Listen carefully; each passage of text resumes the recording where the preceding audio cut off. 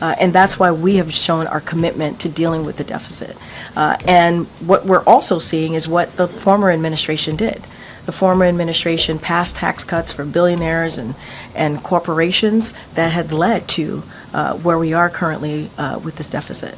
And so the president has done the work and will continue to do the work to try and deal with, as you just laid out, the deficit that we're seeing. And look, what we're trying to do here from this administration is make sure that the economy continues to grow, that jobs are available, continue to grow, that we're lowering the unemployment rate and lowering costs. That is something that this president and this vice president are trying to do. Meanwhile, Republicans are doing the opposite. They want to continue to give these tax cuts to billionaires and corporations. They want to make it harder for middle-class families.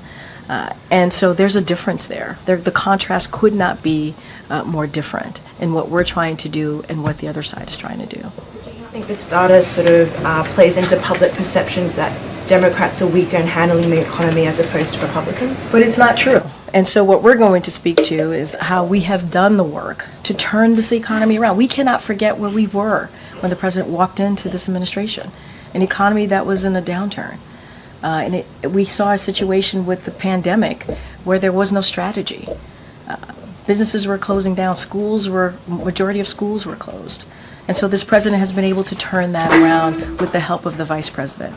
And so this is why we're going to go to New Hampshire tomorrow. We're going to speak to the Inflation Reduction Act, what the president and the vice president has been able to do to lower costs, because we understand that there's more work to do.